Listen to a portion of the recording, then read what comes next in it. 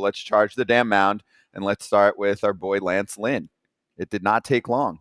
1-year deal, about $10 million, although I'm seeing some people say 11, but at least about $10 million for that 1 year, because sometimes people throw the buyout number in there and all that, because there's a club option for the Cardinals for year number 2 for about $12 million. The 36-year-old was drafted by the Cardinals, started his career there, returns there. He lives in Southern Illinois, so that's pretty close by for him.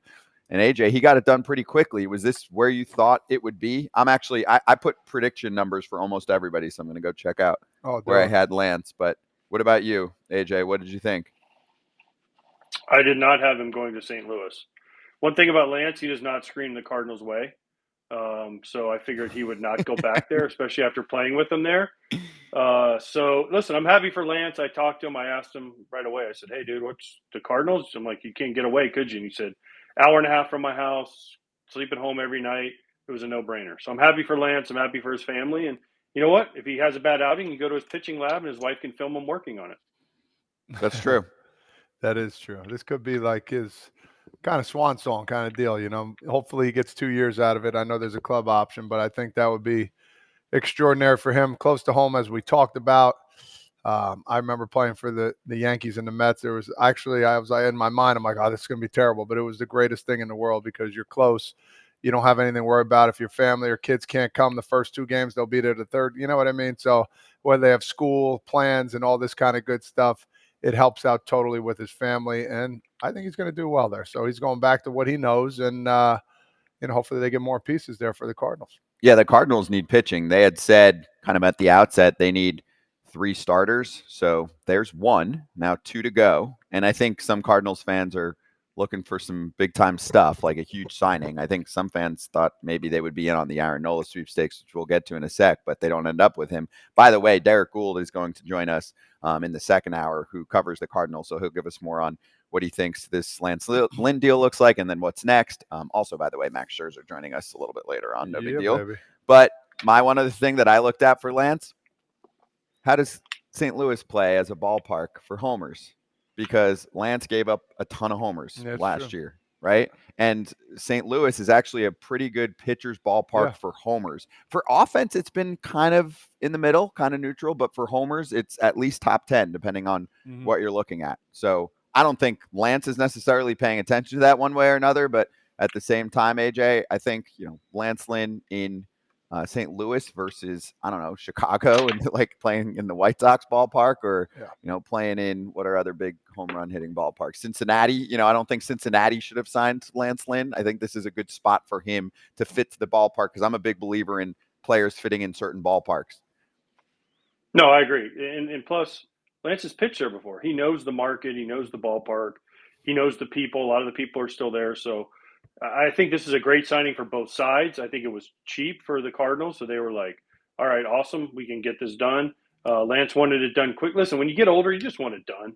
And you'll be willing to give up a couple $1 million especially to play close to home. So, again, this is a great signing for both sides. I think Lance is going to go there and do well. Yeah, and I think it's I'll finish with this. It's one of those things where there's going to be a lot of signings, Scott and AJ, that we go about are like, why? It's kind of interesting what happened there. This is one of those feel-good kind of signings where it's like, all right, that makes sense. He's going back there. Listen, he's older. He wants to finish strong, and he's close to home. It's one of those, all right, that's a good fit. And we'll probably say that for a couple more as we get going here, but there's going to be somewhere to be like, what are we doing here with this team? But this one, solid start to the free agent offseason. And plus, if you're a regular FT fan, Lance Lynn joins us quite frequently. So we're going to get some good insight on the St. Louis Cardinals this year, which I'm excited about. We had Ryan Helsley joining us pretty frequently this past season, so we'll add Lance Lynn to the list. And then Reynaldo Lopez popped up minutes before the Lance Lynn signing. There you go. Lopez will be stretched out to start in spring training for the Atlanta Braves to give options of the rotation or the bullpen. This, according to David O'Brien, our friend who writes for The Athletic and covers the Braves. He had seasons of 188 and 184 innings in 18 and 19. Stuff rates higher now. Yeah, he went to the bullpen. His stuff ticked up significantly. He's turning 30 in January. So this is a 3-year, $30 million contract with a club option. So it's $4 million in 2024. So the Braves are going to save some money on the front end of this, and then they're going to pay him $11 million in 25 and 26. Some fans looking at it like, oh, that helps the luxury tax, which is kind of like a salary cap. Yeah. Not the case. because that looks at average annual value. So it's still on the books as $10 million per year against what I call the salary cap. And then an $8 million option for 2027, or they can buy him out for $4 million. If you're listening to the pod, hopefully you wrote all of that down and had some fun with the math. But it's 3 years, 30 for a dude who has significant stuff, one of the better relief pitchers in this market right now. And then he could be a starter for the Braves, and they need starting pitching. His strikeout rate was up significantly this past season. I mean, his last 32 appearances of the regular season, his ERA was 1.13. So in my mind, you're looking at a dude that has started in the past, maybe joins a different team and is a more mature pitcher now and could do it again. And if not, at worst, you have a high leverage reliever in the back end of your bullpen with a bullpen that's already got like 6 guys that could be high leverage relievers. They just traded for Aaron Bummer the other day. They re-signed Pierce Johnson. The Braves clearly value the bullpen. Yeah, and I think if we're looking into this a little bit, they're looking like, oh, we had injuries. So what are our backup plans here? I know they got some minor leaguers coming up, but they're not, they're suspects until they're prospects. You know what I mean? They're not there yet. So to have this kind of guy that can go try him out as a starter, if that doesn't work, he can go in relief. The Braves are finding ways to do things. I don't know about the numbers. I didn't really dive into that, like whether that's a really good price for him or not, but good for him. He's guaranteed 3 years. It's a solid pickup for the Braves. And the Braves are finding ways to get things done. I think they're thinking ahead of the game. What happens if we do have an injury? What happens if this guy takes off and then we look like the best team in the world again? So another good pickup, I think, in my opinion, for the Braves. Our Chicago White Sox expert. Yeah, you got more breaking news? Yeah, Lucas Giolito is now signing with the Braves also. Wherever Lopez goes, Giolito has to go with them. So they got 2 for 1 out of this. Giolito's also going to the Braves now because they've been everywhere together. No, I think it's a great signing. I think Reynaldo Lopez makes a lot of sense for a lot of teams. The numbers, I think, might have surprised some people, but this guy was awesome for not only the White Sox, but for the Anaheim Angels and then for the Guardians at the end of the year. So I think this is a great signing for the Braves. It gives them depth, and if they're going to stretch him out to a starter, remember they lost Fried last year. They traded Kyle right away. They Smith Schwarber and Elder struggled in the second half. So it's a great signing for the Braves, and I think it gives them, like Todd said, a lot of options going forward. And it's something the Braves needed. And I like that Alex Anthopoulos said they're going to spend. They're going to try and win it because the last 2 years they were disappointed because they didn't win it with the team they had.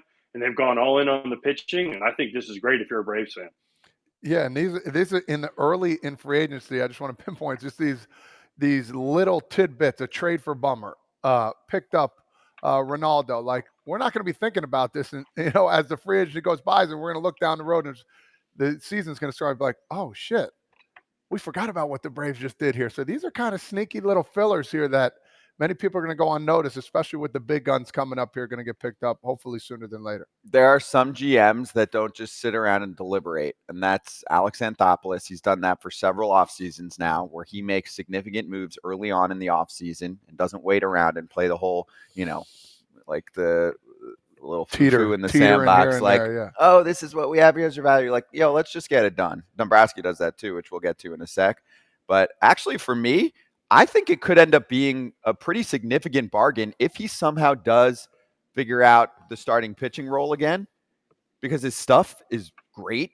Even if his fastball velo isn't, I think he was like 99, sitting 99. Even if he's like a 96, 97, and he's got more control of his secondary stuff than he did a few years ago. 3 years, 30 for, I don't know, a guy that could be a number 3 starter. That's a huge bargain in my mind. So I don't think they're banking on that, but if that does end up being the case, it's a great signing. It's huge. And I think you said about the velo too. Even if he throws 95, if he's got movement, it's still going to play, because nowadays, if you don't have movement on your fastballs, it gets hit. I don't care if it's 105 miles an hour, 110. It's one of those things. You see Aroldis Chapman as a closer. He changed up his mechanics and the way he delivers his pitch because he needed some movement as well. So it's one of those things where this is going to be a great signing for them. Can't wait to see how he does. He should be really happy right now, man, sitting there like, all right, I got a new team. I've been with the 4th team now in a couple of years.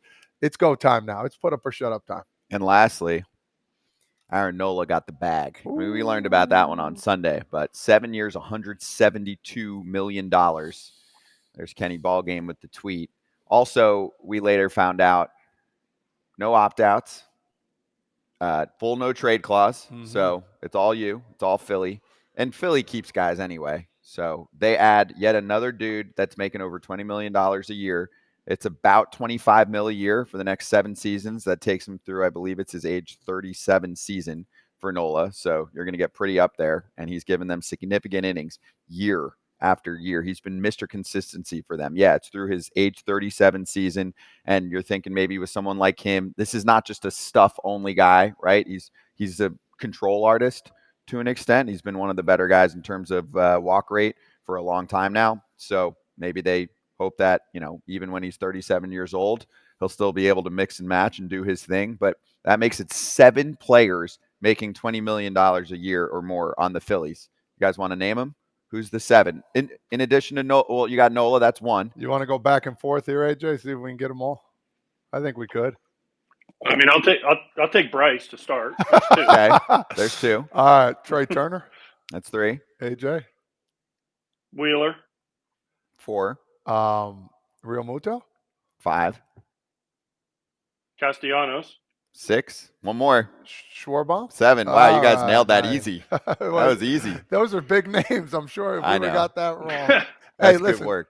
he turned down money to come back here. That goes to show the person he is too. I mean, I heard about the Mets as one team. I just think about it. The poor Mets. As always, they're trying to get these guys and couldn't get them. But good for him coming back to what he knows and loves. Man, this is another great pickup. A lot of money. He deserves it. He's worked his butt off. I'm 0 for 15 or 16 against him, so he's definitely really good at what he does. No, but he is. He's a solid pickup. And you get the classic AJ. Oh, he might prefer the South because he's from Baton Rouge, Louisiana native, went to LSU. Every Braves fan thought they had him, especially when they're clearing up money and they're making all those deals. And they're like, oh, he's coming off a down year. Maybe we can get him for mid 100s. He's going back to Philly. You know what? This tweet right here by Fuzzy sums it up for me. And I tweeted about this too. The Phillies keep their fucking guys. They keep their guys and they pay them fairly. Now, they might not overpay for them to get them to come back, but they treat them well enough when they're there, and they pay them well enough that they don't want to leave. Guys want to go to Philly, and we've talked about this in the postseason. Todd, how fucking cool was it, and how much did you want to play for the Phillies in the postseason? The stadium was packed, the way they got along, the way they acted. I mean, it looked like the most fun time ever to be a part of the Philadelphia Phillies. And Nola's been there. He was there in the bad years, and now he's there for the good years. And listen, they rewarded him for that. And this is what an organization should do. They pack the stands every night. They make the playoffs the last few years. They're in it. They're trying to win. As a player, you look at it and say, gosh, dang, I want to go play for the Philadelphia Phillies. Because you know what? For the next 4 or 5 years at least, they're going to be pretty fucking good. You know what is undervalued? Fun. The Phillies look like they're having fun. Right, they're treated well. They got some dudes, man. They got some dudes over there. I don't know. I'll be honest with you. I'd be very surprised if they don't win at least one World Series in the next 3 or 4. They just have some dudes, man. They're stacking up. This is their time period. And for Nola, too, I mean, he made adjustments late that helped him a lot. He was getting smoked out of the stretch, right? He made some adjustments late in the season that really helped him. He was really solid in the postseason for them, a 2.35 ERA in his 4 starts. But those delivery changes were around mid-September. He had said the pitch clock affected him. It's a guy that's been in the league for a while. So I believe in him long-term. 36, 37, I'm not making any promises, but at least for the next 3-4 years, you feel pretty good about what Aaron Nola's done. Plus, they've had him. Whenever a team is still going after the dude that they had for a long time, they know his medicals. They know how he preps for games. It's a fit. It's a quicker MRI. It's a quicker everything. Yeah, the physical is, how you doing? Oh, Aaron. Aaron's back. What's up, Aaron? You good? All right. Let me just feel your elbows, your knees. Everything's still on? Okay. Go sign that contract, baby. Right? Isn't that what they do, AJ? No, I mean, some teams. Listen, Todd knows. When you go to some teams, they give you the full probe. Other teams, I got claustrophobic. I lost it. On the MRI? Oh, I lost it. I think they know what they've got with Aaron Nola. I did 2 of them, and I lost it.